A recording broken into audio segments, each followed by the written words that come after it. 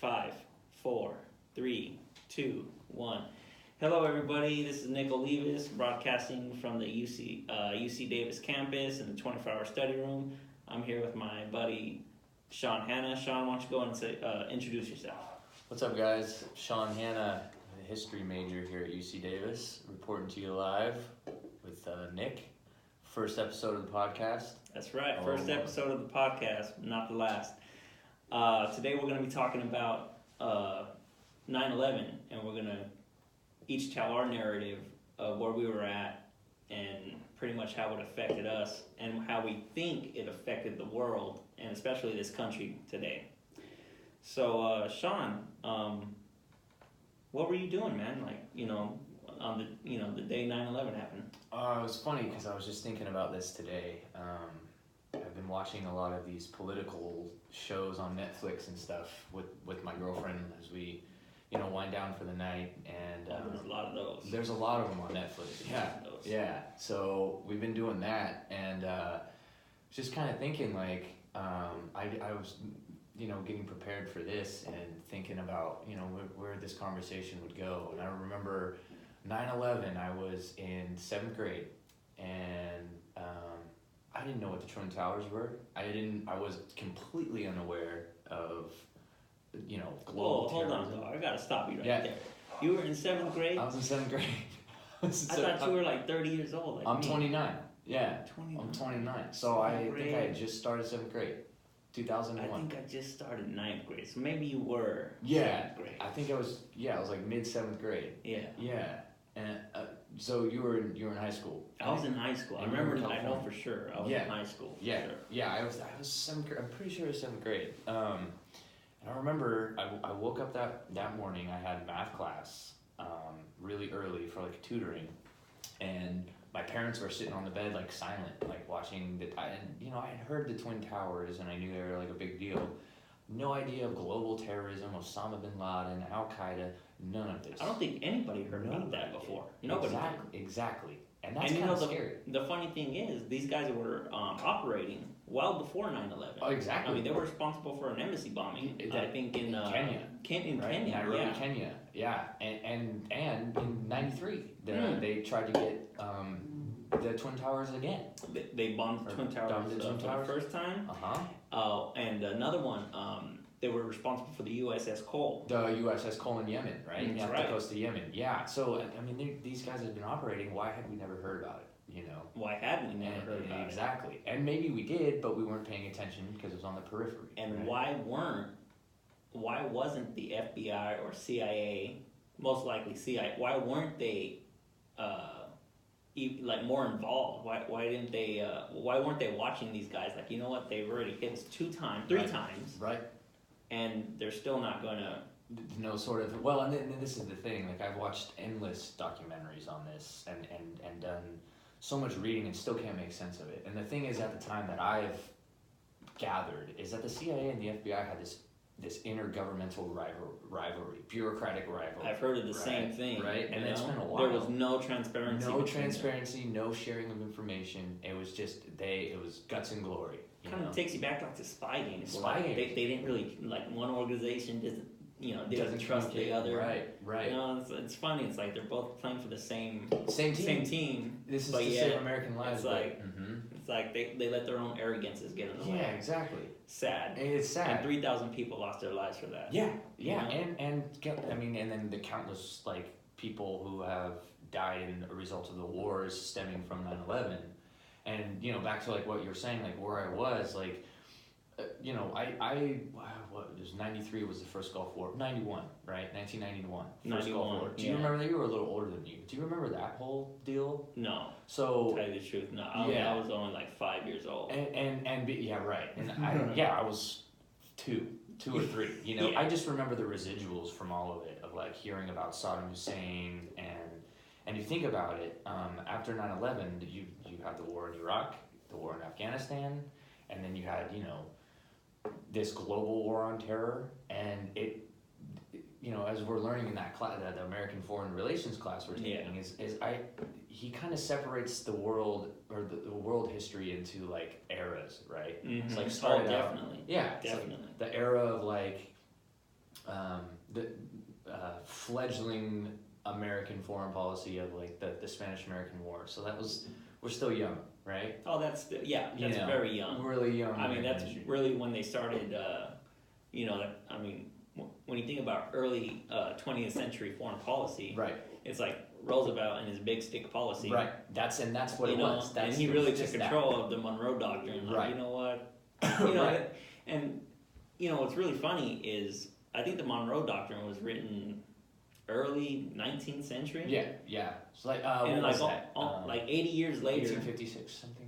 No. Don't quote me. It was before that. Was it? Yeah. Why don't we? Let's go look ahead it and up. Google Look it up. Google Go that. ahead though. All right. Well, anyway, that document was well over 50 years. Sure. And then Roosevelt decided, you know what? We're going to use this document. Oh yeah. Yeah. Oh yeah. So 1823.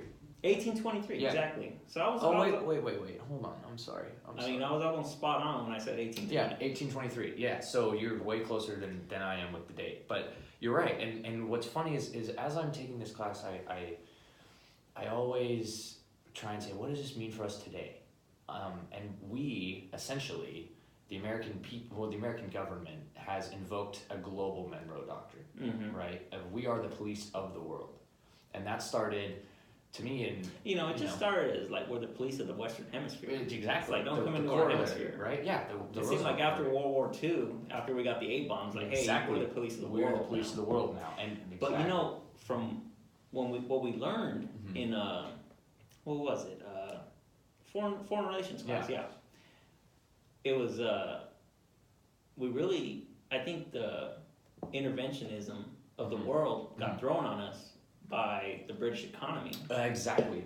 I completely agree. Well, and it was really the British. I think it was really because they could the not Empire. continue. I agree. They could not, and they Churchill even said like, hey, you know what, you guys are gonna. Oh, it wasn't Churchill. I think it was the other prime minister. Adley. Yeah, right? I think so. Is it Adley? It was one of those names. Yeah. I can't keep up with their British. Right.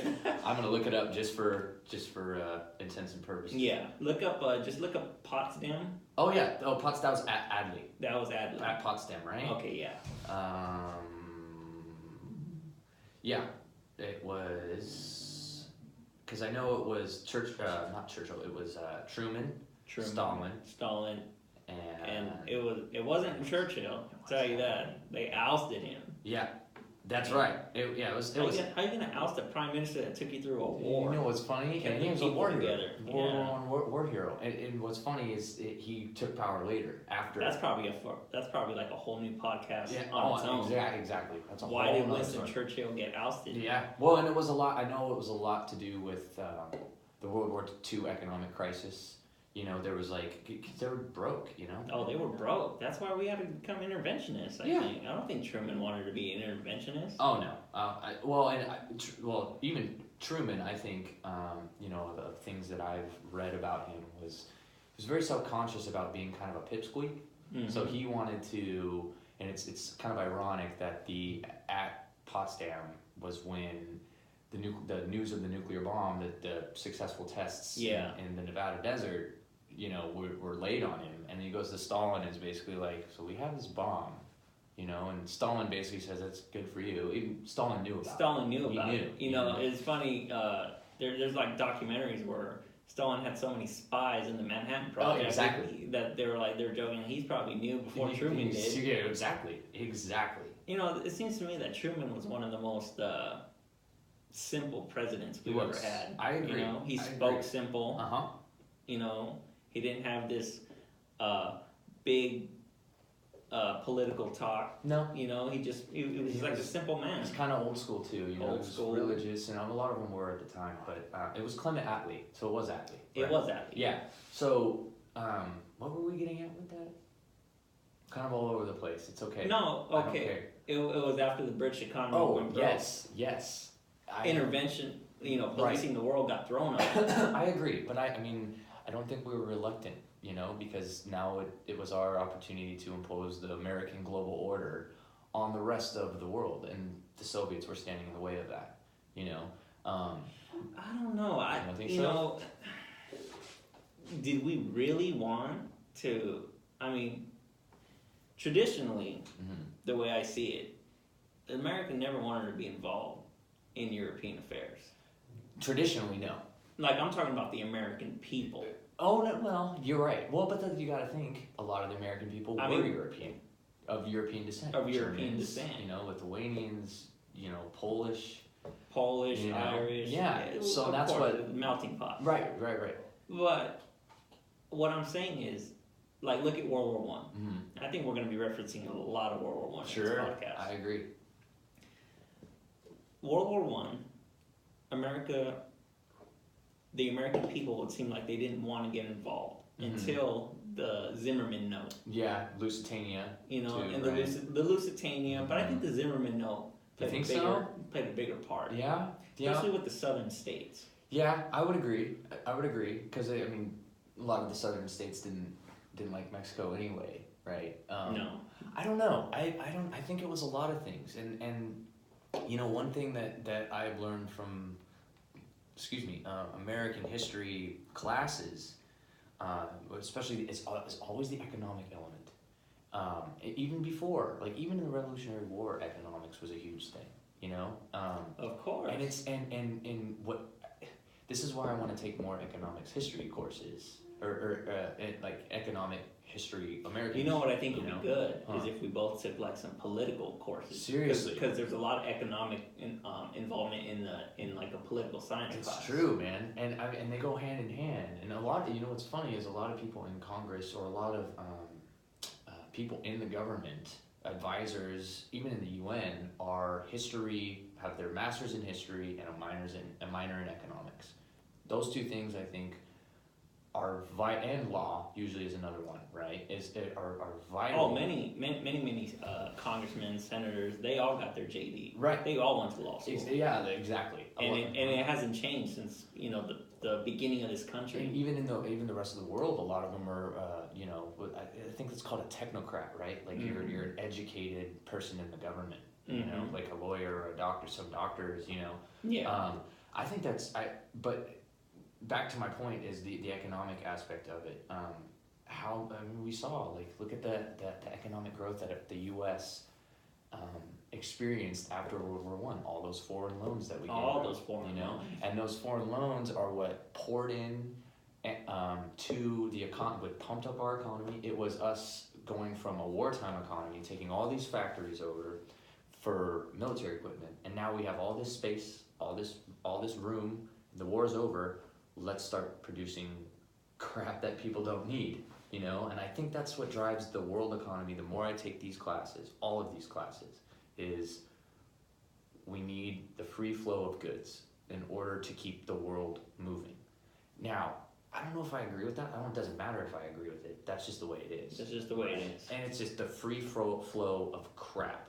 And there's also the Wilsonian aspect of if the world is intertwined in globalization like that, that world peace can exist if we're all have business interests with one another. Yeah. Right? So, and then you know, for World War II, it's that on steroids, you know, like there's so much more money involved. And like you were saying, the British broke. And it seems like after World War II, the previous world powers, they're just in economic ruin. Well, and they still weren't even, I don't think, really fully recovered from World War One. You know, oh no, and there's you know, you had decolonization at the same time, so they were losing their colonies. You know, they were losing they were broke from the war. And when they're losing their colonies, they're losing their income. Their income, and like you said, it was like whether it was Clement Attlee or Winston Churchill, it was actually originally Winston Churchill who said, "We need you to take over the Mediterranean." Right. Probably. Yeah. He probably said that after his Iron Curtain speech he gave in Missouri. Right. You know. Right. Like, hey, this is what's gonna happen. Seriously, and that's the thing. Like Churchill kind of knew, like we're on the downswing here, you know, and gave us, you know, that's where the whole Truman Doctrine came out of, was Turkey and Greece. Yeah. Oh yeah. It's like, we need you to take over because these communist governments might take, and this is all into the Cold War. Imagine how that would have been. Like forget about Turkey. Mm-hmm. Just imagine if Greece would have felt the birthplace of democracy. I think Greece served as a big symbol. Well, yeah, it's symbolic too. It was symbolic. Look at it today. There's so many depressions and recessions in Greece. Like, it's a shadow of its former self. Oh yeah, of And I think that's because it was always somewhat in the middle of two wars. I mean, it was right there, you know. But I mean, to get back to more of like, you know, it's funny we started on 9/11 and now we're in like, oh yeah, it's fine, and it's fine, it's yeah. fine. It's just We'll get back to 9/11. yeah, no, it's well, cool talking about yeah, this no, stuff. I like mean, more yeah. of the world history aspect and to pigeonhole something in the Middle East. I just to me, I more identify with the Middle East because I'm so tired of, which it's not to say the Middle East isn't guilty of this, but I'm tired of privileged white colonizers taking advantage of these third world countries, imposing their culture on them, and then Let me ask you this: if people from the Orient, mm-hmm. if they were technologically advanced, Mm-hmm. would they not do the same? That's the question. Does it make I our just think technology that makes us superior? Oh, it was the technology. I think it's racism. I think it was technology. well, that's what made us able. That was what enabled us to impose our will on those people. And that's what it is. I think that's why the human nature. It's human nature. I think it's just human nature. I don't care. I think if Muhammad, mm-hmm. you know, and you know his caliphate, Uh-huh. if they were technology advanced, Mm-hmm. you know, Well, the thing is, and they just kept growing more technologically advanced, yeah, they would have invaded Europe. well, they tried. They tried. The Muslims in I think it was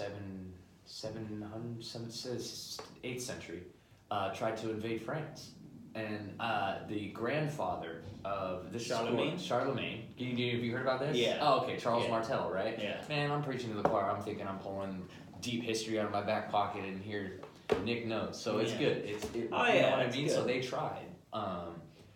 I don't know if that was technology, it was just timing, or just, you know, certain armies have certain times and certain places where I think it's just human nature. I mean, I totally agree, man. I think it's just But human nature. It doesn't matter who. I think there's has- racism involved in there too, because if you look in the Middle East right now, there are technologically advanced countries.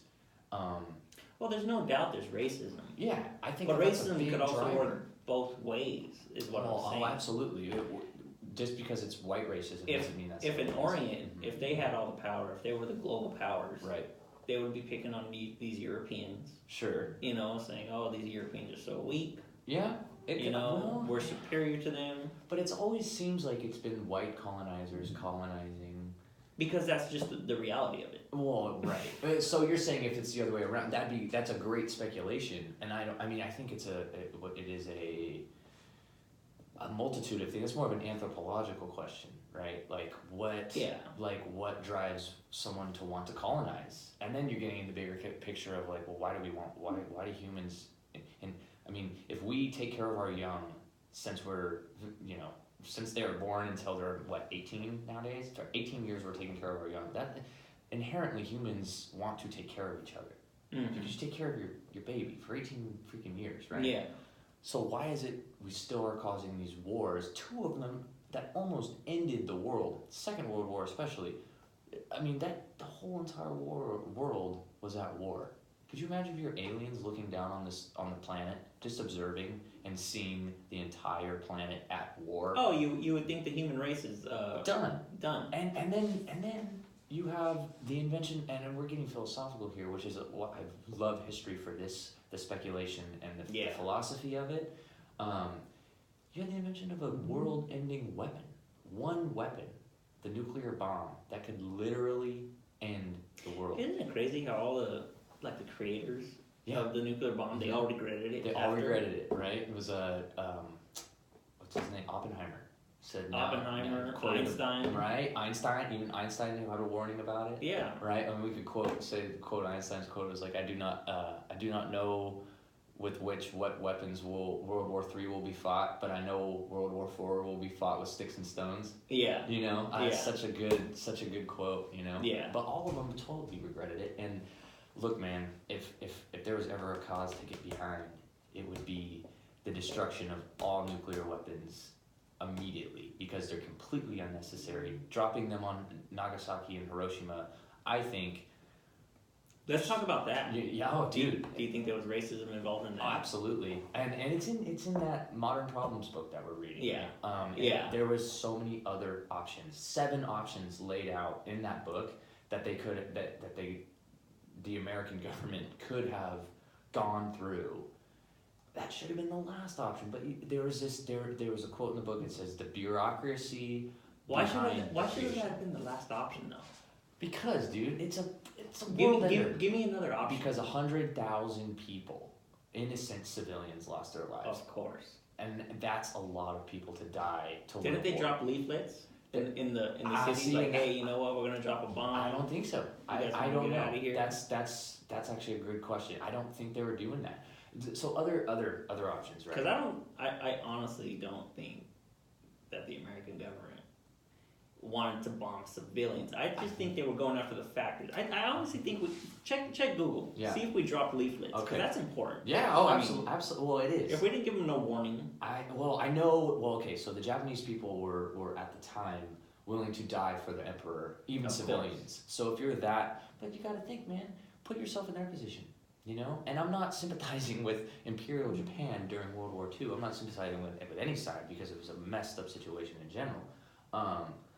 But you know, there's so much culture and history, 10 times the amount of ours. I mean, Japan was. I think any country is more 10 times older culture than ours. Exactly. So there's that behind it. But you know, I just think there were so many other options besides dropping a nuclear weapon. Name one option. Accepting conditional surrender because America's place during World War II position for Japanese surrender was unconditional surrender and removal of the emperor.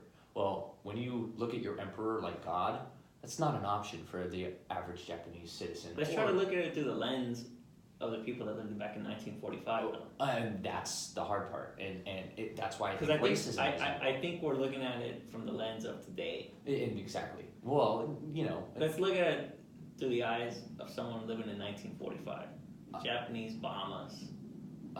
Yeah. Well, and that's the big okay, just look at it from the ordinary American person. Japanese bomb us out of nowhere. Mm-hmm.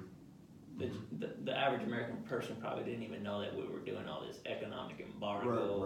Right. Stopping. Yeah, sure. The freezing of Japanese assets. Exactly. Yeah, or even probably the average Japanese person didn't know the complex economics and geopolitical entanglements. And who does exactly. that? Does the average American now know why we're talking? Why we even went to war with Iraq? You know? Yeah. Or the how close that Pakistan and India are to nuclear war, or they just they can't and won't wrap their heads around. But you know, again, going back to looking at it through the lens. Oh, leaflets were dropped. Nate. Leaflets were dropped. I knew leaflets were dropped. I know I read that somewhere. Let me read you this though. Okay, so. Through much of World War II, Allied bombers would sometimes drop leaflets warning of impending bombing of the city. The first round, known as the LeMay leaflets, were distributed before the bombing of Hiroshima. These leaflets did not directly reference the atomic bomb, and it is unclear whether they were used to warn citizens of Hiroshima and Nagasaki specifically. So, something do you know who General Curtis LeMay was? Have you heard of him? You probably I've heard of him. No, yeah. He was the creator of the Air Force, right? Was he? Maybe. I don't know. Okay. I just know that he was the one who advocated bombing every country all the time forever.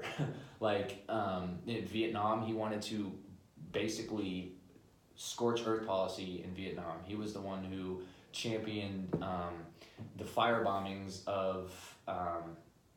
It was a Japanese city. It was Tokyo. You know what? You know, and he was an ultimate war hawk. He was one of to me, one of my least favorite people in history. Like, he was evil, an evil man. However, and not even a well-known. Not even well-known. Apparently not. You know, I mean, it depends on your source, you know, and who you're following. But anyway, back to the Japanese, the decision to drop the bomb, right? I really almost want to get that book out because there's 6 or 7 different alternatives. Well, I know one of the alternatives was an invasion. Which would have costed heavy American lives. I agree. How is the government gonna explain to a mother who lost his son? Right. We could have dropped this bomb, but instead we invaded and let your son die. This is where nationalism comes in, because it's like, what about the Japanese civilians and babies that died, and we're sitting here over on our American island, essentially surrounded by 2 oceans, and we're safe, and yes, Pearl Harbor. This the complicated issue of war is who is to blame, who is the aggressor, because even Japan. I think when you're analyzing any part of history, you cannot look at it through the lens of today. You have to look at it through the lens of the time. Oh, that's absolutely true, man. That's absolutely true. That's the difficult part about being, first of all, a history major. Someone like, you know what I have noticed, and it took me coming to upper division university to realize this, and I'm kind of embarrassed for myself as a history major, is history isn't like a straight line. And I've always known that, but I've never felt it, right? Now I see history as this complex 3-dimensional spider web, right? Yeah. That so many things are affecting other things, which are affecting other things, that you can't look at it in a linear fashion. But to me, to understand it, that's how I've always understood history. So to unlearn that and now take on this bigger, broader scope is daunting. And then you have to put yourself in the shoes of the people at the time. That's a lot of work, And people want to say STEM majors, physics and biochemistry and computer engineering is a lot of brain power. Well, so is this. Yeah. And I think it's more because you have a philosophical aspect to it, and you have the human element. It's everything that happened ever, all over the world. How do you wrap your head around that? And that's the struggle, right? Yeah. Yeah. I mean, a lot of people wouldn't agree with me when I say this, but I mean, what the U.S. did is horrible. Yeah. Horrible. Okay. In the lens of today, I mean, and I'm living in today. Sure. It's horrible, but I love this country. I love living in it. Sure. And you know what? It happened. And there's nothing I can do about absolutely. it. And and this is the thing, that if you really read the history behind it, it was a necessity. The mere creation, to me, this is me speculating. I'm no expert on the nuclear bomb. I'm extremely fascinated with it. The mere creation of that bomb meant that we had to use it.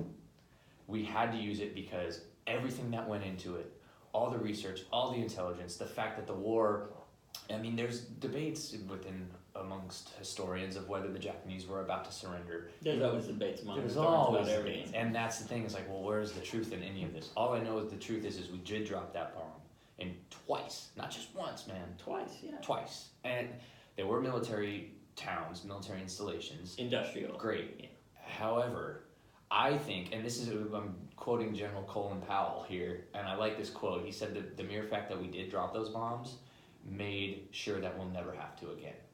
Because you're harnessing the power of the atom here.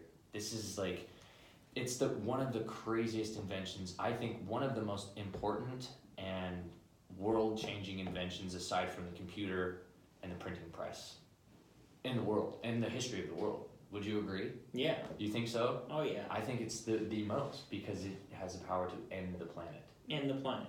For sure. And humans, as reckless as we are, I think don't want that.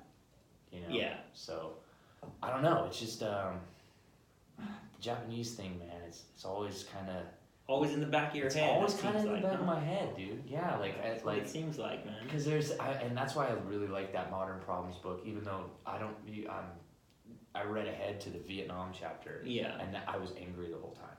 That was just pure anger, man. Like, it really seemed like we needed unconditional surrender from Japan. Well, we did. No other nation ever threatened America the way Japan did. As far as militarily, Pearl Harbor, militarily. Yeah, I would agree with that. Imagine if we lost the battle of Midway. Right, they could, or if the entire fleet was knocked out at Pearl Harbor. That would have left it open for. But the thing is with America and our geographic location, we are isolated. Yeah. So if you wanted a war, you're automatically fighting a two-front war against America. Not just that, every American even at that time, had a freaking gun. So now, of course, say a country. Which is why I'm a big advocate of the Second Amendment. Oh, me too, man. Hey, I don't care for guns. I don't need one. But hey, I'm glad. It's kind of better to have it and not need it than need it and not have it. There you go. However, call me a pacifist, but I think there's just other ways that we can solve problems without going a freaking bullet. However, I digress. I like this point because a friend of mine is a government major. He majored in government from the University of Redlands, got his degree. He has a lot of good points on this about so think about if America was attacked from the West Coast. Yeah. Right? Everybody from the East Coast would come to defend the West, right? Or vice versa. So and we've historically. I'd expect nothing less. Exactly. Well, expect nothing less. Sometimes people, like me, what do I care about Floridians? What do I care about New Yorkers? How do they affect my life? That's like going back to the state of mind of pre-Civil War. Pre-Civil War. Well, exactly. Well, it's states' rights, but this is. Oh no, I'm talking about pre-revolution. Oh, pre-revolution. Where the colonies are like, why do I care about what's happening in Massachusetts? Right. Well, we saw the outcome of that. So this is this dangerous thing that the more schooling I have, I realize the dangers of nationalism. It's dangerous, man. Like I wouldn't say it's dangerous. You remember when I told you too much of anything is dangerous? Oh, absolutely. Everything in moderation, right? Everything in moderation. Yeah. I just don't. To me, what good has come from nationalization? Why do we need a national identity to make us feel it's tribalism, right? And we don't have to get into a debate about it because I don't. That's the thing, man. Is I don't really. I should follow modern politics more.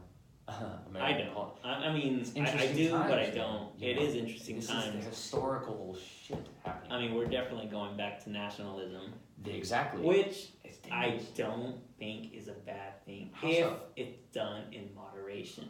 Well, okay, yeah. Well, and if we're gonna have borders, then you need to have and let's be honest, we're never gonna get rid of borders. I can't say never, but it's not gonna happen anytime soon. So if you're gonna have borders, you have to have some sort of identity. The whole thing with the wall. Right. Trump's wall. Sure. I don't expect it to stop anybody. Neither do I. I just see it as a symbol. It is a symbol. It's just symbolic to me. Sure. You put up this wall. People on the other side would be like, I don't think this country wants us in there. Yeah. And but it's also a symbol. It's just symbolic. But think about from the other point of view, it is a symbol of us going against everything we've always said. And me in the beginning, at least. I mean, let's be honest. There's been so many acts to limit immigration in this country. Yeah, look at the Chinese Exclusion Act. That's exactly what I cite all the time. That's a black eye for America, man. I mean, you're a Latin dude. Yeah, I'm a Latin dude. So, but that's what. So, are you a Latin dude? Are you an American, or are you neither, or both? I'm an American. First and foremost, okay, of Latin descent. And that's fair. And I gotta say, like I always tell you before, things are good in moderation. Absolutely. You let too many immigrants come in at one time, right? It's gonna be bad. Too few, I think it could get bad. Exactly. Well, that's true. So, but I don't want to get into like immigration reform because I don't know. I'm a 29-year-old white dude, so and this is call it white guilt, call it what you will. Yeah. None of this stuff. I grew up in the suburbs in the mountains. Like I had a really privileged childhood, and that did nothing for me in my old age. It just comes down to where do you draw the line, and. I mean, this is the thing, like, limiting immigrants from Syria. Like, have you seen, just kind of turning it back to the Middle East, like, have you seen these videos of the Syrian civil war, about how bad it's been? Oh, it's bad. Rivers of blood. It looks like the apocalypse there. Yeah. I would want, if that was happening here, and I had nowhere else to go, I would want a country to just be like, yeah, come in here for a while, you know. The thing is, Take when refuge you here. say come in for a while, Yeah. those people aren't going to go back. Well, you don't know that.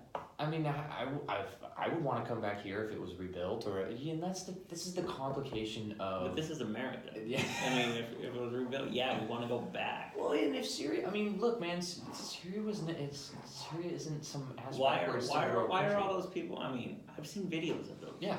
Of those refugees Yeah. coming in. Mm-hmm. Most of them are male. I wouldn't say Of that. fighting age. No. Of What fighting your sources? age. Okay. I've seen families. And I It's can- been I can- families on those boats. Of course. You know. I'm not saying that they're all males. There's gonna be males of fighting. What are there gonna be?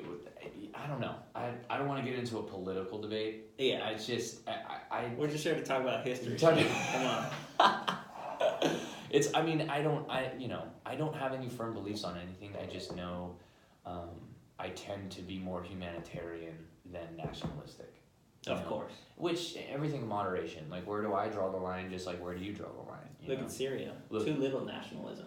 Well, right, exactly, or confusion over what nationalism is. Too little nationalism. Yeah, well, you have Islamic nationalism, which is ISIS, Islamic. which you don't hear about in the news very much. I think that's just a completely different ideology. Yeah, well, it is, but it's nationalistic in form because they Of want course. their own nation, But yeah, too little. They don't want their own nationalism, nation. I think their ideology is they want to spread it. Well, right, their own caliphate, right? Yeah. But you have pro Assad backers who want a Syrian nation, who fight the Kurds because the Kurds are one. It's this weird ethnic geopolitical mess that has always been going on in the Middle East, and there is no easy answer, Yeah, I guess it's pretty easy for me to sit back here and say, like, oh, well, these Syrians, they should ask to be armed Right. and fight their own civil war. Sure. I mean, because I always look back to our revolution. And that's the thing. I mean, we got help from France. And we're very unique in our But situation. we took on the world's greatest power Yeah. and defeated them. Yeah, exactly. Also from I always an thought- overseas war, I always thought with these migrants, these Syrian migrants, they don't believe in nothing. And Yeah. that's just for me looking outside. I can't look from within. Right. That's just for me looking outside. Well, They what don't do believe in. If they believed in something, they would. They would fight for But what they are. believe in. They are. They're still fighting now. It's been Of course, since but- 2014, maybe even longer. No, way longer than that. I think it was 2012, the Syrian Revolution. They do believe in something. What the problem is these are civilians, and I mean, Sean, the Minutemen were civilians. Right, and I knew you were gonna say that, and it's just it's a different culture. This is a culture that has been mired in conflict forever, for a long time, and it's hard to argue with that. When I go to, God willing, if I go to Vienna for the study abroad, Mm-hmm. I'm gonna take a weekend trip to Munich and see if how many Syrian refugees are living there. Oh, well, okay. And I want to do it. Yeah. It's gonna be a first-hand account, Right. and I'm gonna tell you exactly what I see. And that's who else were civilians? Because today? honestly, I cannot believe anything I see on YouTube. Oh no, me neither. Especially anything I see in the news.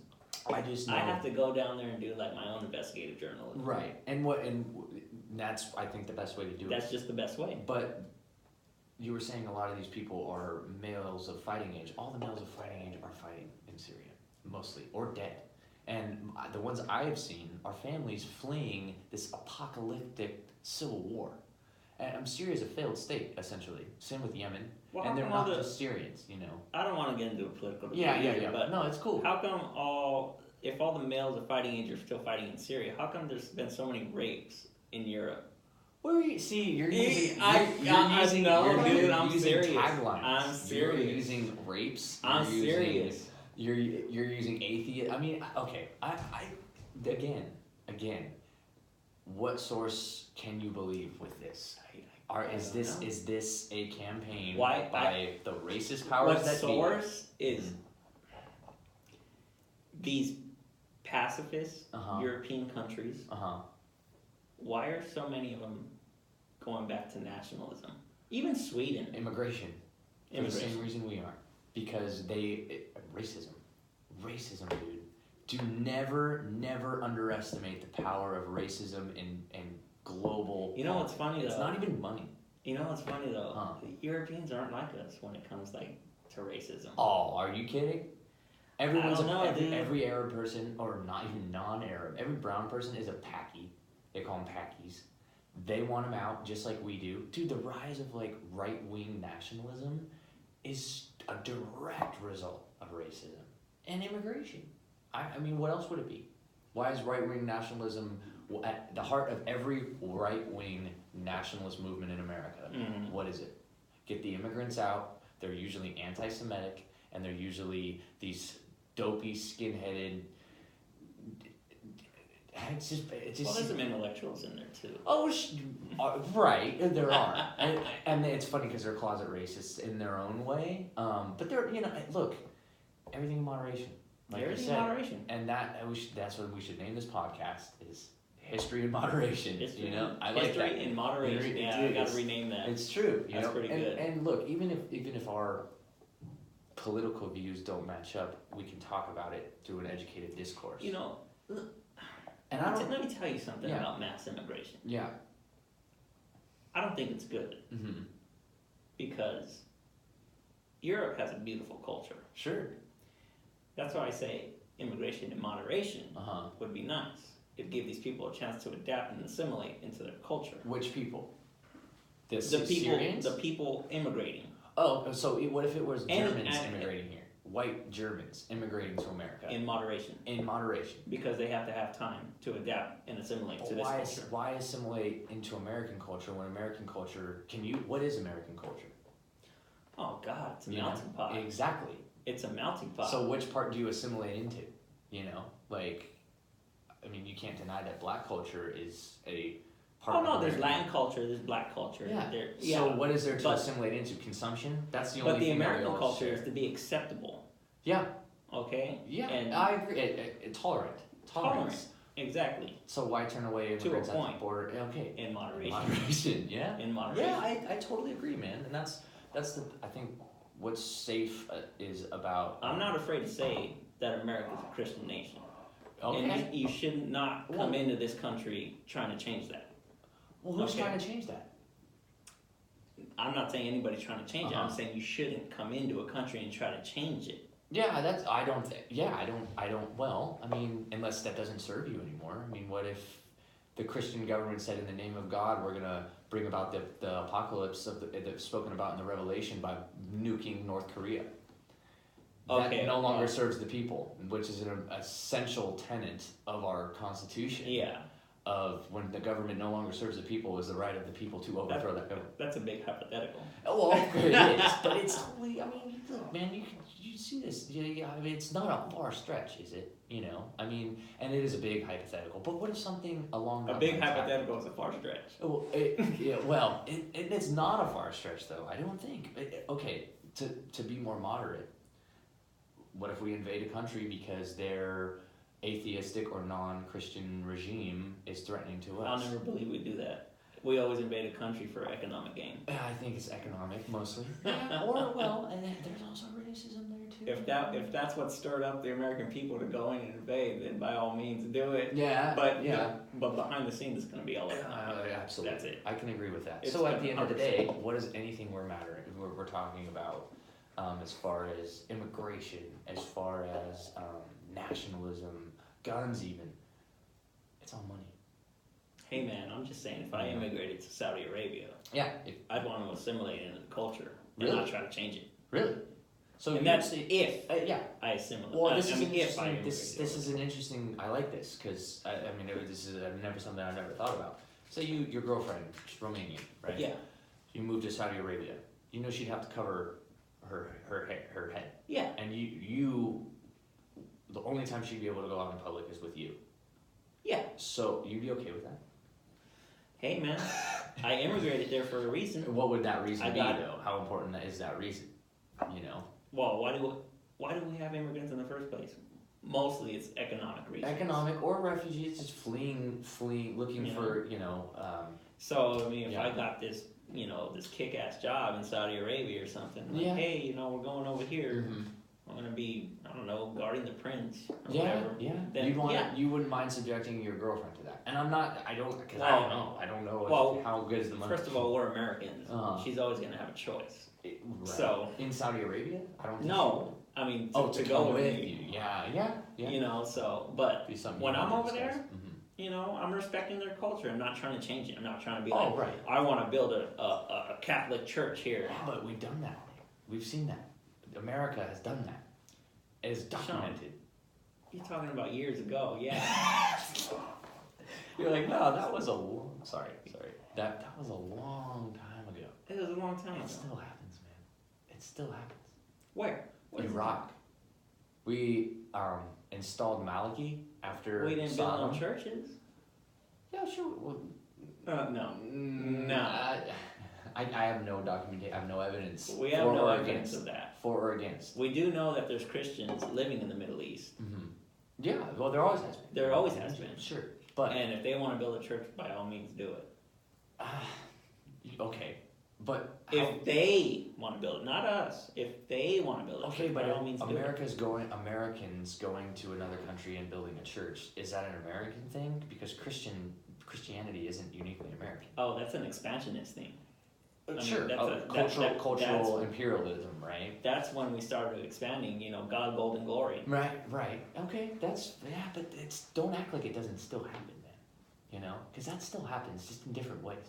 We've seen it in South For the America. gold. For the gold, yeah, it's more Mainly or it's less gold. for the gold, or gold I don't in think the form of black we're, gold, right? we're Oil. definitely not trying to expand Christianity. No, I don't think not like that because it's already expanded.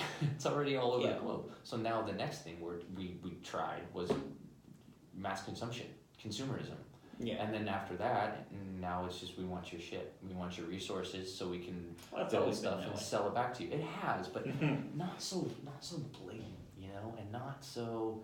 And look, this is more of a political science question, which is like we need years of schooling to correctly speak on this, Yeah. And there's this quote that I heard. F. Scott Fitzgerald said it.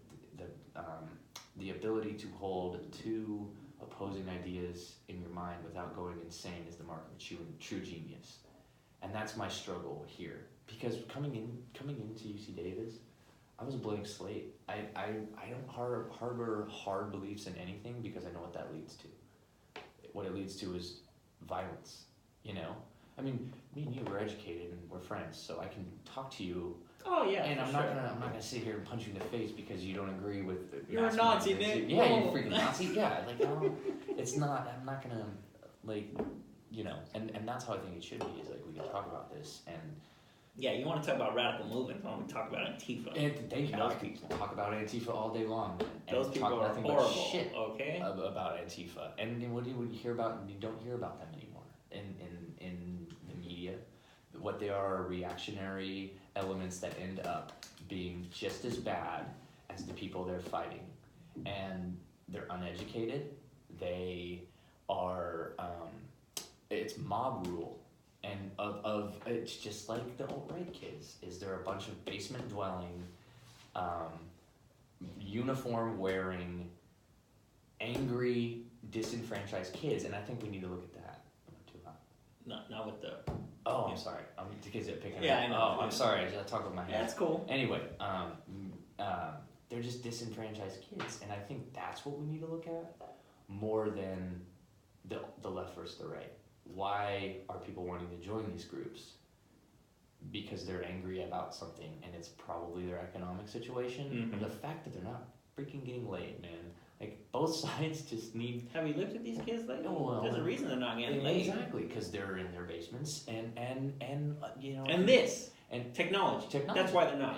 Absolutely. I was watching Hot Tub Time Machine the other day. Uh-huh, All right. Uh-huh. There's a part that I agree with. It's so true. Mm-hmm. The kid that goes back in time, he's Yeah. always on his cell phone, Yeah. like these kids today. Mm-hmm.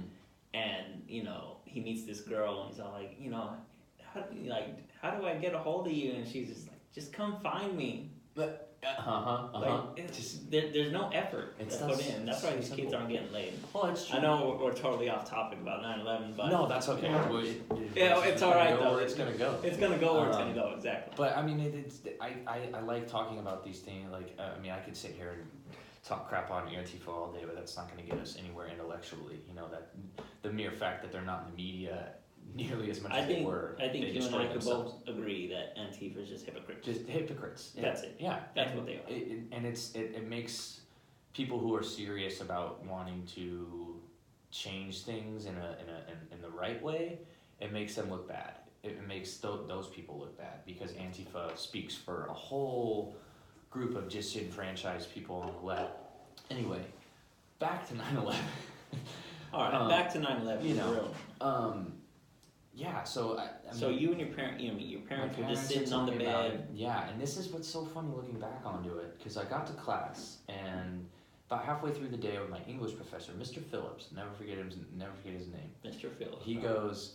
So we were supposed to watch Beowulf today, but do you guys want to talk about Bin Laden? And we're like, yeah, let's talk about Bin Laden. Like, what is going on?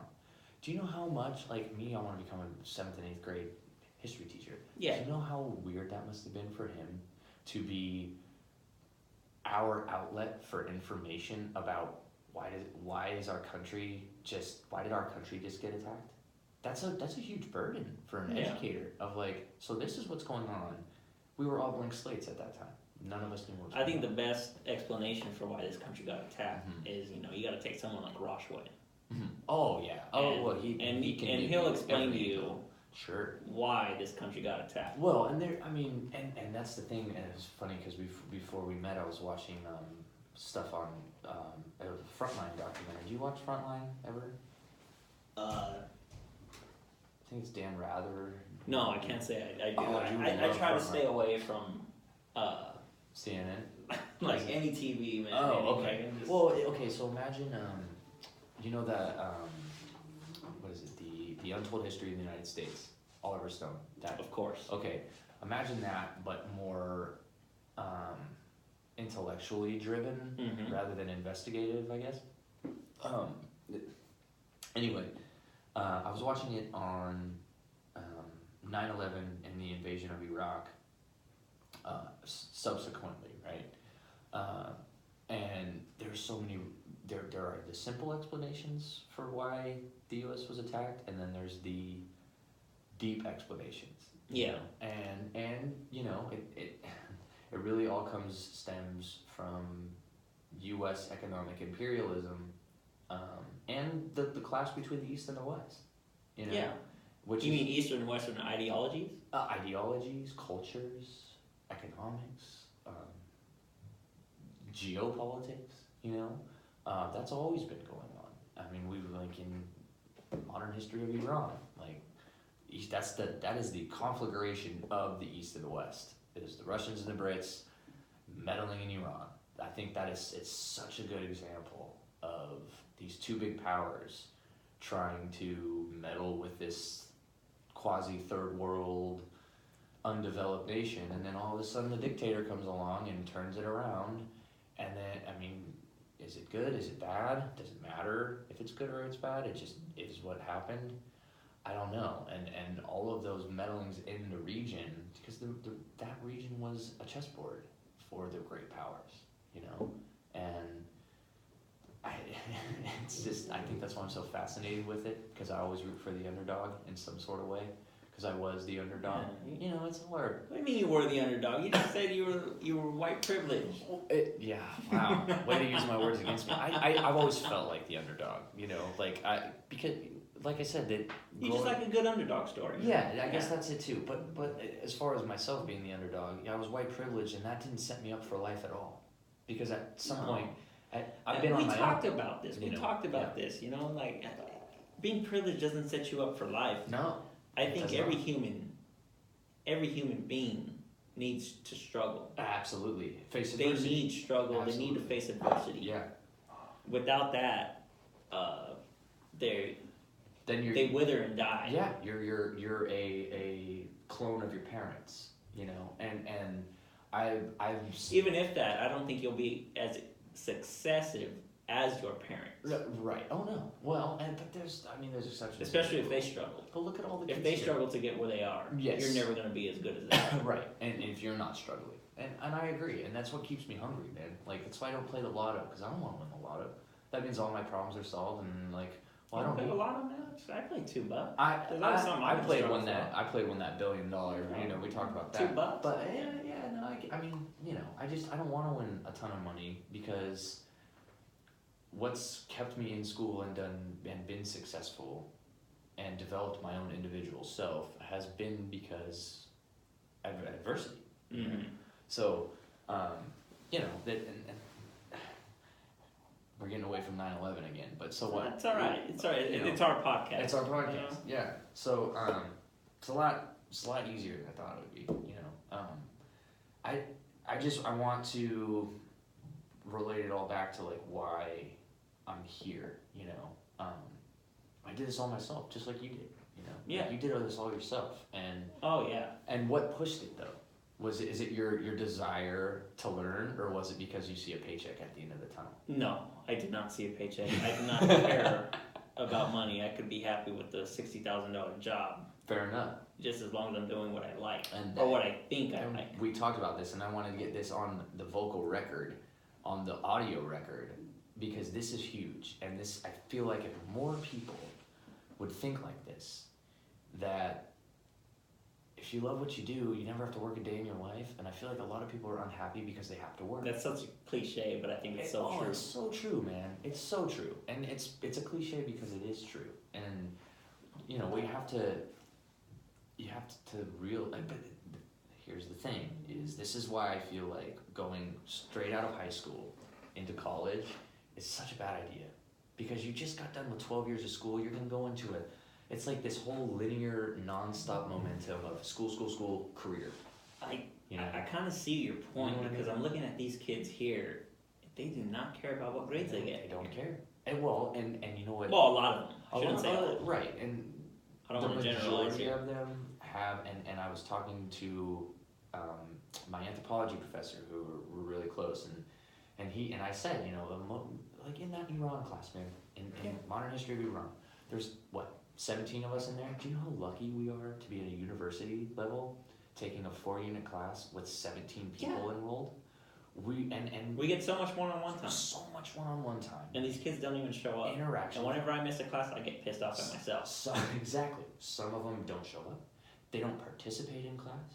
They don't care because it's a requirement. Whatever.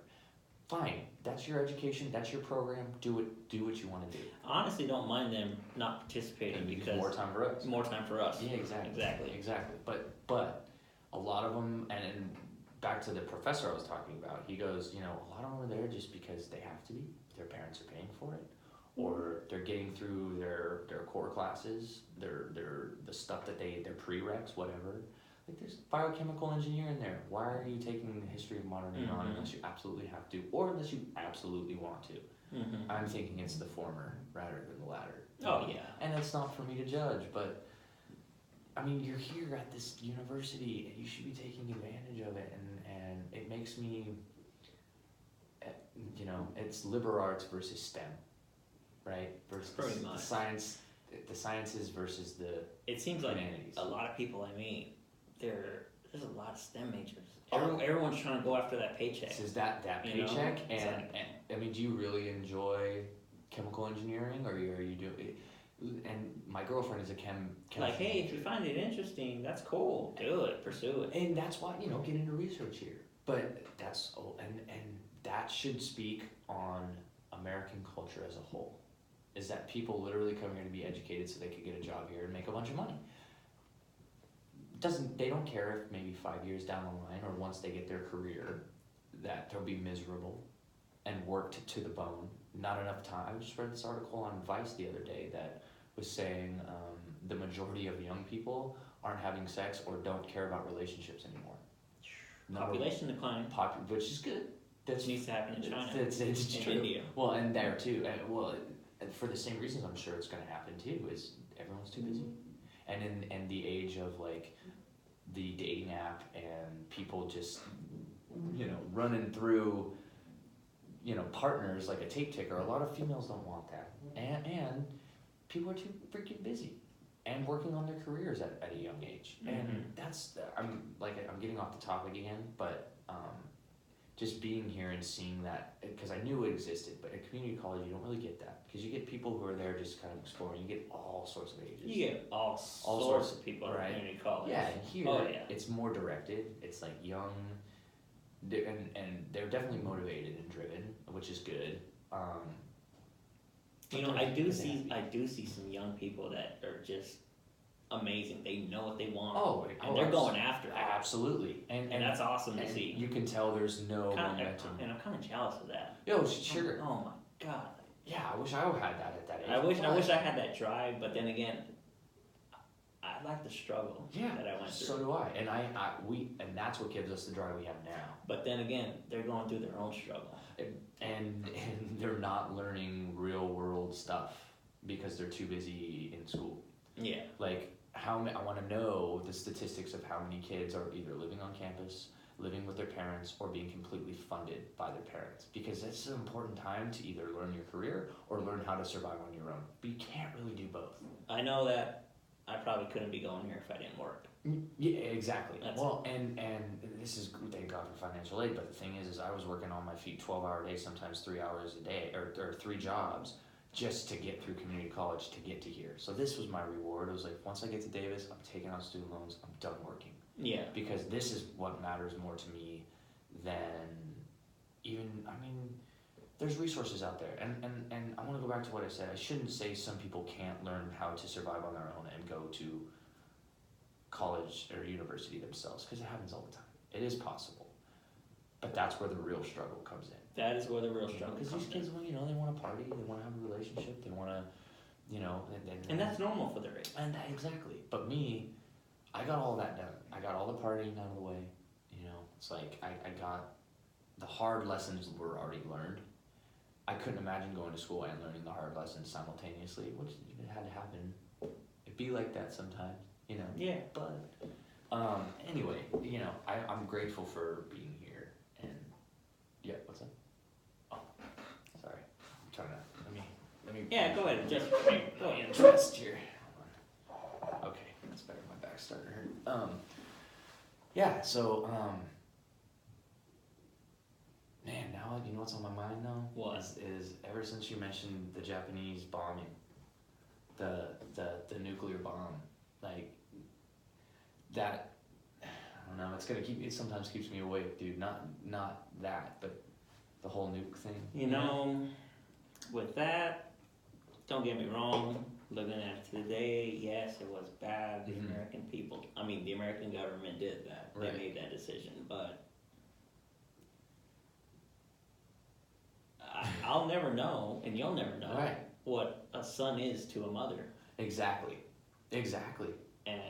And whether they're Japanese or American, I think they're both equally important. Of course. And that's the problem, man, is with nationalism and racism, is it distinguishes in us versus them, not, look, we're all just trying to do this, and we're all trying to do this together, And I was guilty of this when I was younger too, man, and I think this is why I'm so much into the Middle East, is because I always thought they were so different from us, and they are, but not in a bad way. Like I saw some movie the other day where they were inside a house in Iraq, and I'm like, it looks like something in downtown Sac. The landscape looks way different. Yeah. Some of the decorations look different, but I was thinking they're living in freaking huts. And never underestimate the power of the media and the power of fear campaigns. Yeah. This is, and it's all for glory. You Google something on YouTube, it's a lot of fear stuff. It's a lot of fear, but that's why I can't believe anything. This is what I was talking about. Even on YouTube, unless it's an investigative journalist, and you can see actually on the scene. Sure. Okay. But you, as an educated dude, I'm sure you can pick through all the crap. Yeah, you gotta analyze it, and you have to look at it under a critical. You gotta analyze the hell out of it. Yeah, academic eye, and even the stuff that does look credible, you have to question that too. And I was talking to Rafi about this, Professor Modern Israel. Yeah. For those of you listening there, he was saying, because when I take classes, sometimes I like to watch other perspectives on YouTube. Mm-hmm. A lot of documentaries. When I'm reading, I'll put one on and see like if it matches up what I'm being told. And with history, it's so funny how much it does not match up. Even in Rauschway, I'll go up to Rauschway and I'll say, I thought this. And then he does that look. Well, apparently it wasn't that. Just the other day. Yeah. Were you there when he said that? We were talking about. I was talking about Nasser. Oh, you were on vacation. I was on vacation. Then? Yeah, we were talking about Gamal Abdel. Dude, awesome. But he was talking about the Muslim Brotherhood or something, and how Nasser cracked down on the Brotherhood. And I said, I thought Nasser worked with the Muslim Brotherhood, and he does well, apparently not. That was what he said. Yeah. And I'm like, all right. All right. Have a good day. There you go. Like, all right. So, anyway, yeah, man, it's just it's very overwhelming, and I think this is one of many, and I think our subsequent podcast will have more of a scope. Oh yeah. Because we'll actually stick to a topic too. Well, actually, yeah, exactly. But this is actually fun. Yeah, I like this. I like this. This is real, dude. And this is what's good about this campus is there's so many places we can do this, and the library next time is where we got to do it. I think if we get professors on here. Oh yeah. Well, we got to do a couple of these. Yeah. To get it polished. My goodness. When we get a professor in here, we got to make sure we stick to topic. And boom. Mm-hmm. And we got to keep it whatever their time limit, we got to keep it in and out. Boom, concise. Boom. And that's where we'd be writing questions and just interviews. Oh yeah. Like I'm so down, man. I'm so up for it. What do you think about this? Right now? Oh, this is It's awesome. This right? is awesome. This is sitting back talking about history. And for guys like us, that's great. Right up my alley, man. This is what I've been looking for. It's just I want to, we're just talking. That's it. We're just having a conversation. Yeah, and once you get other perspectives on here, who knows what it'll turn into, Yeah. And what's great about it is the next one I think we should research. You do something that I don't know about, or I do something you don't know about, and then we can just exchange from there. And it can turn into a conversation, but we have more of a scope than just 9/11. Even I don't know. I mean, we could sit down again right now and just talking about everything I said and be like, let's talk about 9/11, and it would go in a completely different direction. So, fire truck here. Fire truck. Yeah. Yeah, man. So fire's up north, guys. Yeah, seriously. So I don't know. I mean, if you want to, what did you have anything else you wanted to go off of right now? Oh, there's a lot. There's a lot. Is there anything burning in your head at the moment? Immigration's still kind of burning in my head. Yeah. Because, I think, I just want to point out this. Do you think George Bush was a bad president? Oh man, that's a great question. And I was sitting with my girlfriend on the couch watching some movie the other day where he popped up in some speech, and I'm like, listening to him talk before Trump.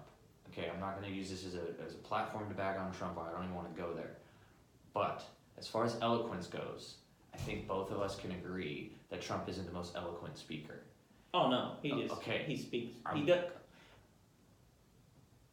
The things he says are ridiculous. But at the same time, he kind of reminds me of Harry Truman.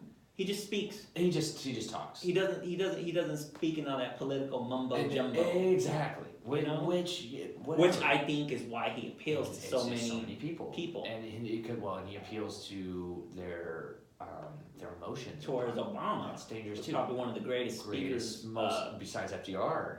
Since one of the greatest speakers of all time. I agree, and it's extremely eloquent. But so you go back and look at George W. Bush. George W. Bush was okay. And to answer that question, do I think he was a good president? I don't know. I don't think he was a good president. That's based on my views. If you were to ask a conservative like my mom, praises George W. Bush. Yeah. He look at what he did after 9/11. He avenged our our injustice and our attack. We went in there, we removed Saddam Hussein from power, we took out the Taliban. It depends on how you look at it. It depends on how you look at it. You know, but he look at also- it this way. Look at it this way. I feel bad for the guy. Me too. I mean, he was thrust upon a hard He was situation. not supposed to be a wartime president. No, what president is though? I Well, think the only one who's Obama. cut Obama. And if there's a war going on, you know you're going to be a wartime. Oh, president. you mean coming into a war? Exactly. Like switch it. Right. Him, Yeah. he was coming from, an era of peace and prosperity. Pretty much, yeah. And I Yeah. thought he was going to be a good domestic policy president. Well, for a conservative then- standpoint, he was. And then it just went all to hell. Right. Well, he, domestically. And that's why I feel bad for him, dude. He wasn't supposed to be a wartime president. This is the thing, man. Without interjecting my own biases in politics, he did the best he could with what he knew, but it was still a blunder. And any sort of war coming out of that situation there was no perfect way to conduct that. And you can cite so many sources of how going to Iraq was a bad mistake and based on lies. Yeah. There was no WMDs.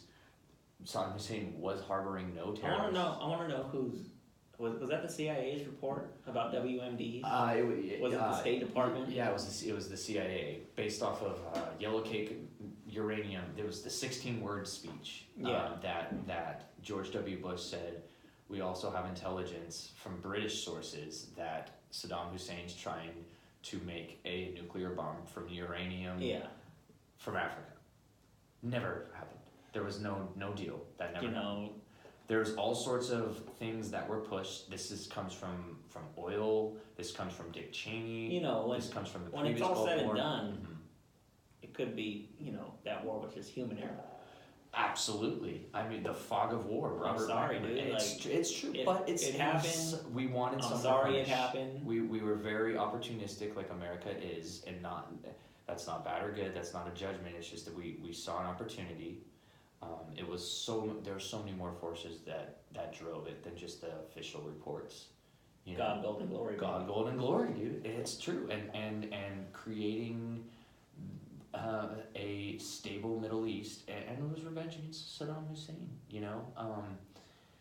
As far as George Bush being president, at the time I hated the guy, but looking to him towards Trump, it's like, man, he actually seems pretty moderate. Did you ever see his interviews on Jimmy they're Kimmel? ridiculous. He's funny, dude. He's funny. He's a funny guy, man. He is funny. He's funny. I'm like, he's cheeky. and Yeah. he doesn't mind getting made fun of. Oh no. He even said he's all like, I think that's the best sort of comedy. Oh sure. When you can make fun of yourself. It was like when Will Ferrell did all the caricatures. Yeah. Of it. It's a good time to be American because a long time ago that would have gotten you imprisoned.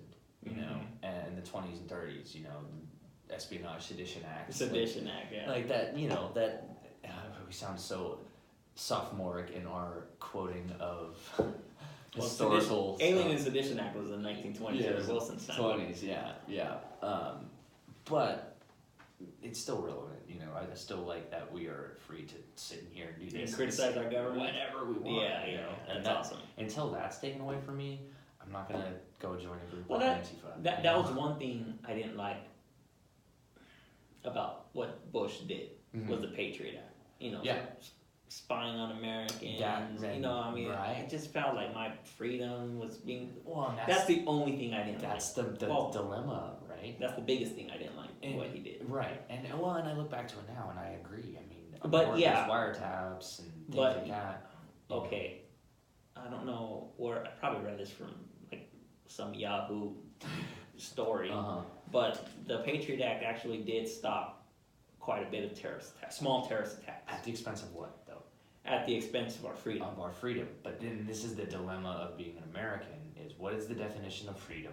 Who defines it? And sometimes you have to give up a little bit for security. Yeah.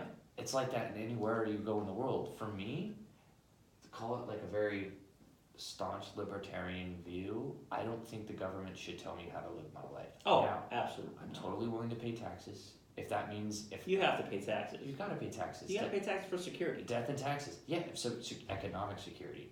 This is Economic security and roads and police and firefighters and our military, which is necessary. We don't need to get onto the scope of how big our military needs to be and what we need. Whatever. needs to be big, Sean. It needs to be okay.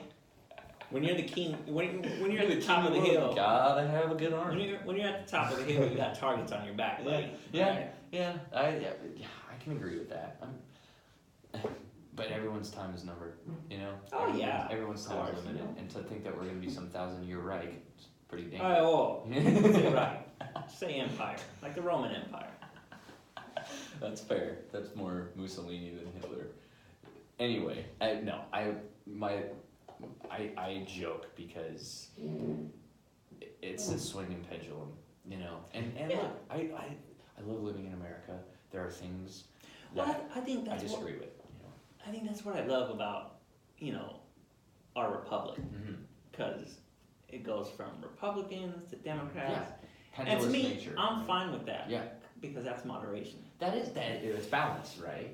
But it sucks it has to go so far in one direction and so far in the other. Why can't it just hang like this? You know, like just Because it just doesn't work. it just doesn't work that way. Well, it used to, you know. I mean, but you know, you also have a lot more interest groups now. You have a lot more cultural upheaval that drives votes in one way or the other. Mhm. Division, divide and conquer, man. And I'm not saying I'm using a lot of buzzwords here that like makes me sound like some, you know, liberal Well, snowflake. But You want to talk about moderation and immigration. I mean, that's one thing that scares me. Because Yeah. a lot of these immigrants would come in Mhm. and they vote Democrat, okay. which to me is scary. What Democrat has ever affected your life? Sorry to interrupt you. No. Mhm. I'm not saying the Democrat. Mhm. It all goes back to moderation. Oh, Remember yeah. how I said I like it, how it swings back and forth. Uh-huh. I like that. I fear that with a lot more immigrants, I don't know, can they vote? No. I know that. I Citizens know that cannot vote. immigrants cannot vote. Non-citizens cannot vote. But I hear so many stories in the media. Oh, they're voting now. You're hearing stuff to and I'm like, freak you out. and I'm like, well, exactly. you But need to be a citizen to vote. but if they become citizens, That's how it works, though. I know that's how. If it you're works. a rightful citizen, now you're an American citizen. Yeah. It's just like. Well, it goes you know, back to moderation. If immigrants come into the country and Mhm. assimilate, Yeah. they'll get to choose. Like not like they'll have some. They'll economically better their lives That's great. and to make better. That's 'cause their right, right I as an think American. of course, and I Uh-huh. think, but right off the top, if they were allowed to vote, they go. Well, the Democrats will take care of Because us. they take care of me. Okay, but this is the thing, man. Is That's why I like assimilation though. it's so dangerous though. Because assimilation into what? Into what culture? American culture? We can't even define what American culture is. Well, according to Rafi, there is no culture in any. Is that what he said? I don't remember. He said. I remember at the beginning, he was just like, there's like, what is Israeli society? Well, There exactly. is. What is society? What There is any culture ever? Yeah. Now, some are way more clear cut than others, and this is a cultural anthropology question. Maybe what I'm trying to get at is, I don't want the little swinging thing to just always be up here No. or always be No. up there. I don't want that because that's bad. That's schizophrenia. that's insanity, Mhm. and nothing will ever get done, or nothing will ever stay done, because once one side makes all these decisions and puts them into law, then the other side's just going to undo them, and it's just back and forth. Yeah. And then that's what slowly leads to decline, because Yeah. nothing sticks, and then that's order, law and order, and it's not. It's getting constantly. It's just confusion. It just creates confusion and a no consensus amongst the population. Yeah. So. I just like moderation. Yeah, I do. It's so true. I mean, I'm not anti-immigrant. But the thing is, is with immigration is they have the right. Who are we to say they don't have the right to something? Look, we are a nation of immigrants, and that is the easiest and most cliche argument, but is the most true. Because what if I'm Scotch-Irish, you're Mexican, Mexican descent. What if whoever came over here was denied because they were called a rapist or a drug dealer, or no, you could be a terrorist, and you wouldn't be here, and then you wouldn't get to contribute your ideas, your contribution to American society would be for nothing. It wouldn't even happen. You wouldn't be here right now. So it's like, look, if 250 million refugees from wherever is looking here to a safe haven. That's just not feasible, population-wise and resource-wise. But if we all, there's just some places that you just can't live there, you know? Like, you just can't live there. Like, so they have a right to say, well, man, this America, it's like this land of prosperity. You know, why can't I go there? Well, because you were born somewhere else, not there. You know? That's just the way it is, Sean. It's horrible, though, because... do you believe like in open borders or something? I believe in no borders. Really? Yeah, man. Wow. Think if all borders it gets rid of nationalism. Look, it probably comes with a whole nother set of problems that I can't even contemplate. But I believe that borders shouldn't exist because look what happens. Immigrants wouldn't exist if borders existed. Right? But is the rational fear of like we would all concentrate in one place that's doing the best? Yeah. All right. You want America to be like China? So would you just want to, dude? Do you want to be doing this podcast with two others podcasts going on? I mean, that's no, just playing. No, I get you, but to me, it's like 350 million people in this country, buddy. I mean, well, yeah, that's a lot. This population in general is I think the number one problem facing the world. But it's not like you ever seen that movie, The Avengers 2? Was it The Avengers? Yeah, Ultron, The Age of Ultron? No. I think it was The New Avengers. There's only two of them, isn't there? Oh, I didn't see the newest one. Yeah, there was the villain or something. He was like trying to he was talking about population control. It's true, and it's so true. It's so funny because it's in movies everywhere. Yeah, and it's an issue, and even with immigration, I mean, dude, you're not even taking into considering climate immigrants. That the climate is affecting. So what? They don't get to immigrate because their country's about to go underwater. You know, where are they gonna go? It's not going to go underwater for many, many years, Sean. Okay. And then... I took a geology class. Yeah, fair enough. But, and that's the thing, is like, we can't sit here and try and come up with any sort of solution to the world's problems, or it's even hard to speak on because it's so complex. It's really complex. And with I don't have the education enough to back up my points yet. And I don't want to become another talking head on this. Well, same here. I mean, I don't think I'm educated enough to even begin to articulate what I want to say. Right, same here. And I don't have enough information to even think. And even if I did have the information, where did I get that information from? And that's the problem with being alive in general in the 21st century is the age of fake news. It's a brilliant political maneuver by Donald Trump of it basically saying, don't believe anything you hear ever. How can you believe that? You know, I was in an argument. I think he got to point to that. Well, he brought it into because there's all sorts of bad reporting. I was believing that even before he was president. Me too. I don't believe anything. Until I see fear him, you know. But some people just take it as far as I'm just going to label that fake news because it doesn't agree with my worldview. Oh yeah, that's the dangerous part. That's the dangerous part. Because I was arguing with my buddy the other day. And then the other dangerous part about it is people. Oh my God, they believe everything. That is scary. And where do you? If the world is going like that, that is scary. Where do you draw the line? Everything in moderation. And find out for your freaking self. And it's the history of moderation, guys. It's the history of moderation. That's what this is. That is it. I like it. But you know, it just all comes down to the average person, not just the average American. I think the average person isn't going to do the research necessary to find truth. Yeah. Because just no one has time for that. Attention spans are small, and and I think people can't handle the truth. They don't want to.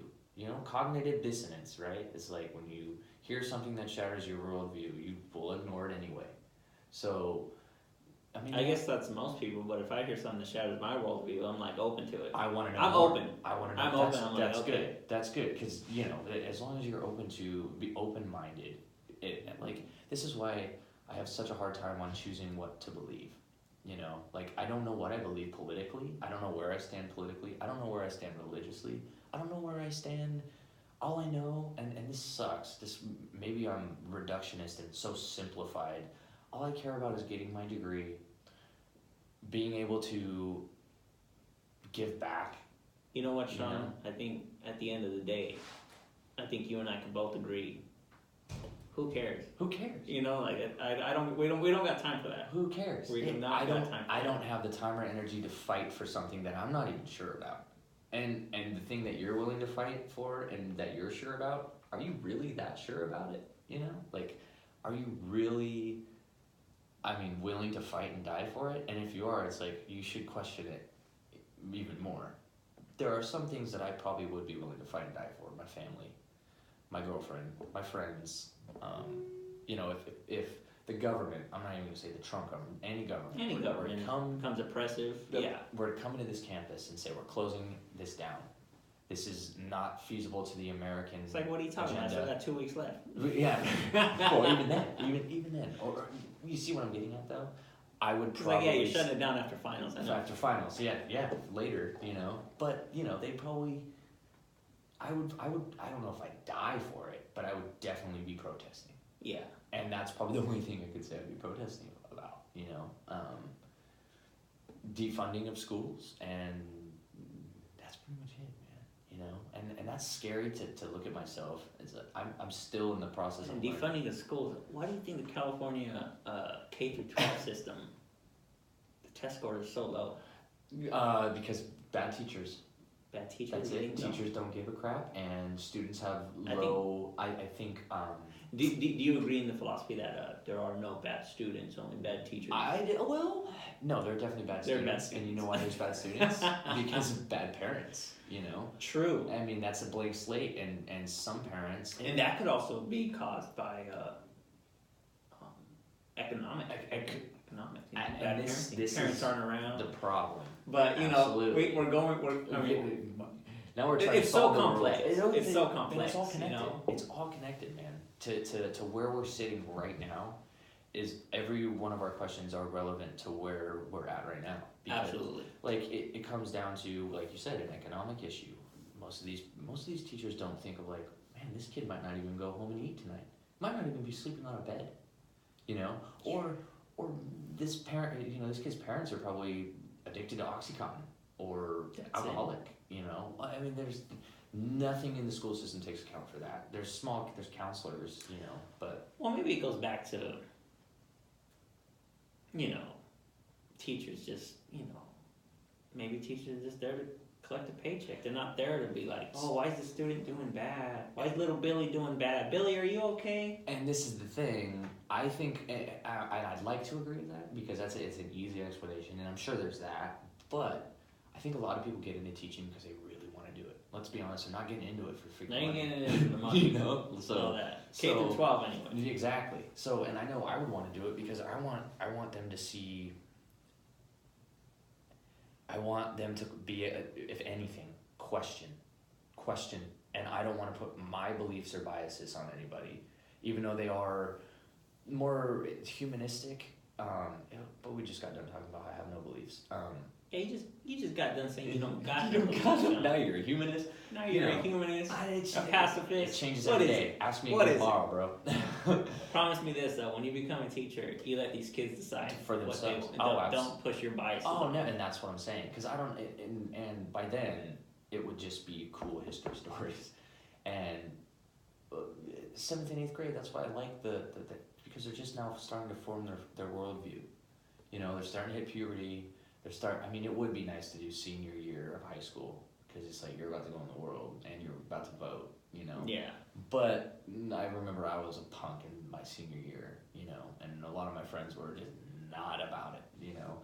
So, you know, it has to do with like the parents and the attention The whole system. and the whole system. It's not like it's bad. I mean, I know the U.S. is like 32nd on the list of countries in the world for education. And we just need to borrow from emulate K through 12 education. K through 12. I think our universities. Oh, universities are top. Absolutely. Why is that? Why is that? I don't know. That's a question for the education department. Maybe because the professors that really want to do it. Yeah. They're passionate about it. Yeah, it could, I mean, that's we just got done saying like teachers too, you know, are passionate. I just think I don't think Maybe it all goes back to parenting then. parenting, or the fact that technology has not, or classrooms have not caught up with. You know what? A lot of sad stuff is. I think parents need to look at the textbooks their children are reading too. Yeah, right. I remember reading about a story Mm-hmm. about it was in Texas. It was a history class. Some parent looked through a history book, Mm-hmm. and there was only a brief mention of the Alamo, Yeah. and they got really pissed off about the that. Alamo? Because do you know Texas, since it's the biggest state even by landmass, and I think California's biggest by population, right? Or is it? California is definitely Is biggest it? by population. So- Texas is second biggest by land mass. Okay, so that's Alaska's number one. right. Okay, so You can say it's the biggest in the continental. and this is a Michael Moore thing, but I read that, and I almost want to look it up, but based on demographic and population size, Texas is the one that writes history books and writes textbooks for the entire U.S. Yeah. So I want to look this up just to because I don't want to start speaking on things I don't know, but I'm gonna type in Texas history or Texas textbooks. I wouldn't say that Texas is the one writing them. I mean, you got to look at people actually writing them, Mhm. and then the people actually approving them. Oh, wait, that's what I think what it is. The people actually approving them, they probably don't even look at it. They're probably just like, oh, you know what? I got a date tonight. Yeah, it's good. Yeah, I mean, And that goes back to human error, right? Exactly. You know? Oh yeah, and well, and it was like Roushly was saying in the last class. He was like, you're gonna have one guy who does this quick,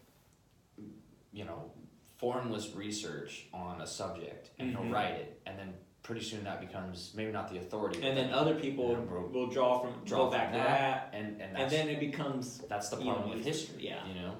Yeah, I remember him saying that. That was really interesting. Yeah.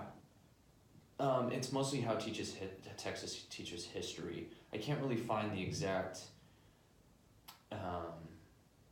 They're trying to drop Hillary Clinton from all history books and from Helen Keller from history curriculum. So I don't think you should drop anybody from history. No, man. Even the bad people, especially the bad people. You mean you? Of course. You learn from that. Well, look at Joseph McCarthy. You learn not what to do. Yeah, exactly. Well, and that's what history's for. But what happens if that's already happening? Like how do you undo, or not necessarily, or fight what's happened? You vote. All we have is. Well, I think Roscoe brought up a really good point. Even if your vote doesn't count, It's your demographic, vote, right? because It's showing that it's you do showing vote. that you do vote. Yeah. Yeah, I agree with that, and it made me want to vote.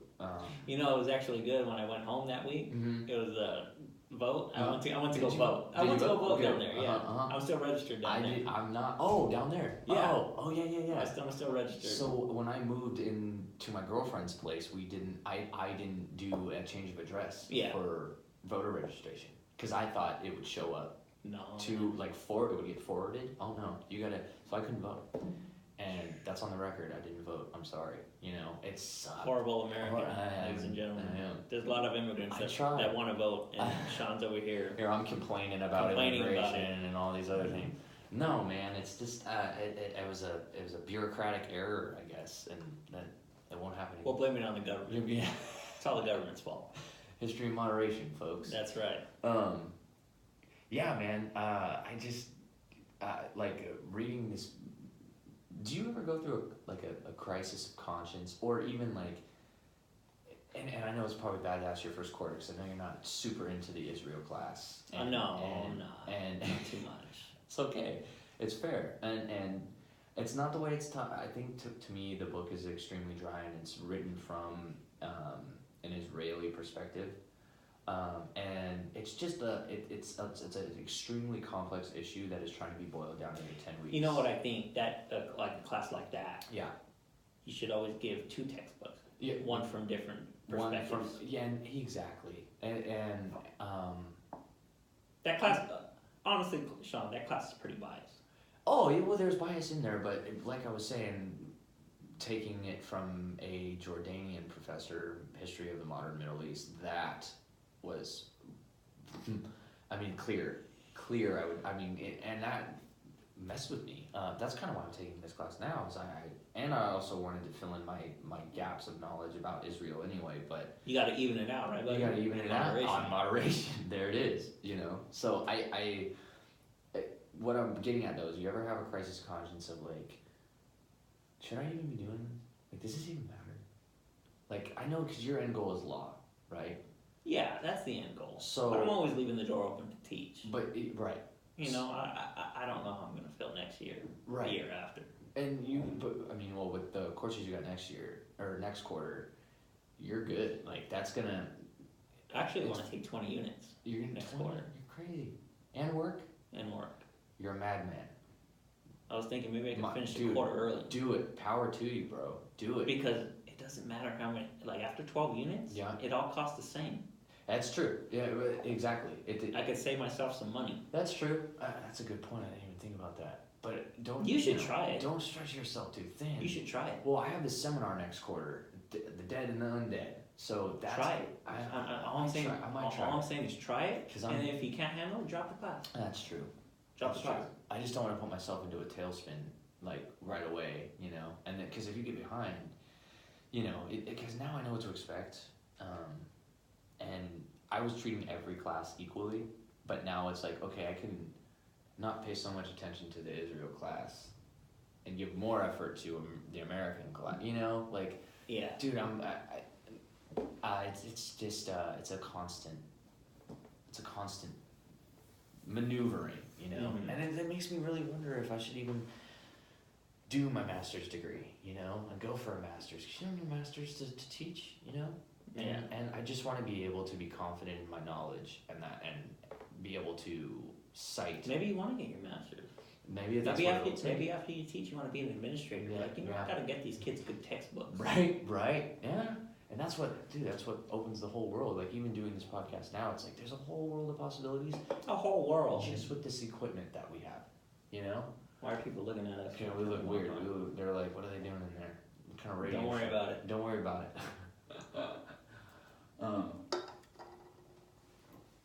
It's just, even with this equipment, like, think about and the people we could reach. Look, it's not even a lot of equipment, right? It's like, I thought it'd be more. This is so simple, and I told you. I think, okay.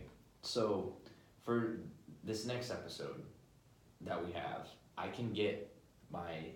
Oh, no. You're not there yet? You're not? Dude. It's not even. When I send you this video, you're gonna see. You're gonna be like, oh yeah, we need more polishing. Oh yeah. We're probably gonna have to do this probably four or five times. I'm fine with that. I just because. And we could fit that in. Yeah. Oh yeah. We could do like an hour here, 2 hours here after class. Totally, man. Oh, I'm totally down. So once we get it down. Yeah. I mean, then we could start doing it with professors. Yeah. But I'm glad we're doing this right now. Yeah. Oh yeah. Well, I think it's just getting. I'm not gonna lie to you. I was nervous when we first sat down. Really? Well, for a second. I know we can vibe and talk, but like, I was thinking I was gonna have to like cite precedent here, cite dates. No, which I want to be able to do, and in academic, just we can go different ways with this. There's. That's why I think when we interview a professor. Yeah. I mean, me and you both admitted that we're not educated enough.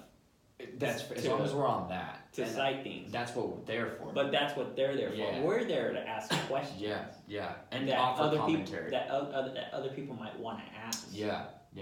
I like that. So what would be a good idea is if we could talk to other students in the class and be like, what would you want to ask them?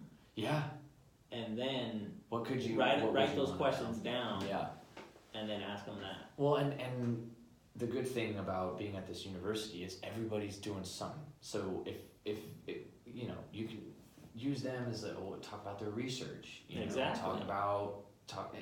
I think that's actually a good selling point for professors. You could advertise for your advertise research, your books, advertise your research, Absolutely. whatever they're working on. Oh man, and of course, the podcast is going to have to be geared more towards that, what they're researching or what their book's about. But if it's all from the history department or some department, that's a history podcast all in itself. Exactly. I can't wait till December.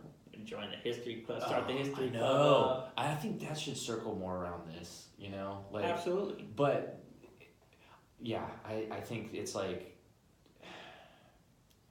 we couldn't call it we could call it the history club, like the talk about history club or something, you know? Yeah. Because history club, I would like, it's like we go to museums, we go to like, you know, historical events, like, you know. We don't need to do that. I guess not. It's You up just, to you us. just throw a little party down there at that bowling alley.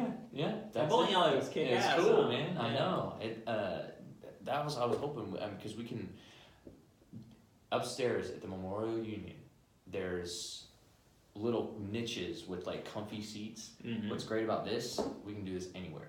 Anywhere. We can even do this outside, right? You can.